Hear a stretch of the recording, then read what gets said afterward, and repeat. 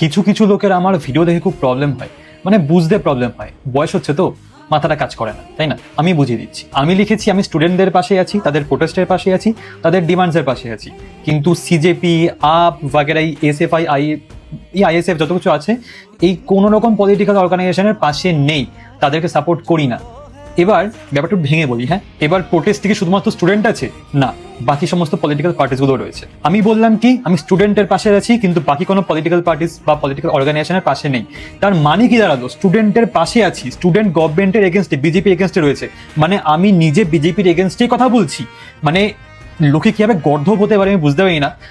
মানে রাতে একটু পেটে পড়লে লোকে ভুলভালি বকে, ভুলভালি বোঝে। আমি বলছি গভর্নমেন্টকে অ্যাকাউন্টেবিলিটি নিতে হবে, এডুকেশন মিনিস্টারকে অ্যাকাউন্টেবিলিটি নিতে হবে। আর শুধুমাত্র তাই নয়, আমি আরো একটা পয়েন্ট অ্যাড করছি যে শুধুমাত্র এডুকেশন মিনিস্টারের রেজিগনেশন চাইলে হবে না, তাছাড়াও যারা সিস্টেমে সিলেক্টেড মেম্বার্স আছে এবং যারা আদার্স ইলেক্টেড মেম্বার্স, তাদের সবাইকে ওখান থেকে বাদ দিতে হবে যারা করাপশনের সাথে যুক্ত।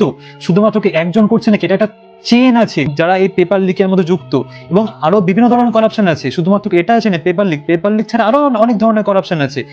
যারা যারা যুক্ত তাদের সবাইকে বাদ দিতে হবে ওখান থেকে, তাদের সবার রিজিগনেশন চাই, সেটা বিজেপির হোক, বিজেপি বাইরে হোক, আই ডোন্ট কেয়ার। এবার এসে বলছে এই তো সিজেপি, আপ, এসএফআই এসব লিখলো, বিজেপির নামটা লিখলো না।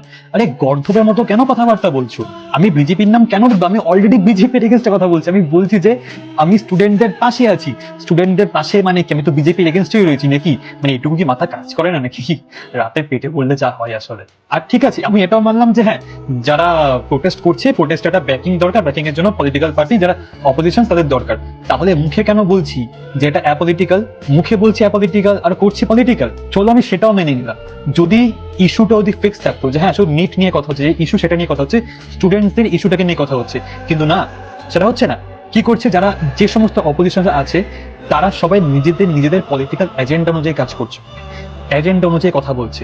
স্টুডেন্টসদের যে অ্যাকচুয়াল ইস্যু সেখান থেকে সরে যাচ্ছে, ডাইভার্ট হচ্ছে। কেন ডাইভার্ট হবে?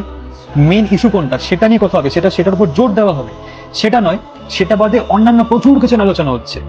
একটু সোশ্যাল মিডিয়াতে একটু দেখেই থাকতে পারো ভিডিওগুলো, না দেখে থাকলে বলবে যে না আমি তো দেখিনি, তার মানে এটা হয়নি। মানে আবার এরকম ধরনের গর্ধবের মতো কথাবার্তা বলার মানে ঠিক আছে। আমি মানতাম যে অপোজিশনসরা বিরোধিতা করছে, ঠিক আছে, আর স্টুডেন্টসদেরকে নিয়ে কথা বলছে, কিন্তু না, তারা স্টুডেন্টসদেরকে সামনে রেখে নিজেদের পলিটিক্যাল এজেন্ডা চালানোর চেষ্টা করছে। এটা কেন হবে? কেন সেই দমটা নেই যে নিজেদের পলিটিক্যাল এজেন্ডা চালাতে হলে তাহলে নিজেরাই সামনে আসুক? নিজেরা সামনে আসবে না, স্টুডেন্টসদেরকে সামনে রেখে, অন্য একটা ইস্যুকে সামনে রেখে পেছনে নিজেদের এজেন্ডা চালাবে।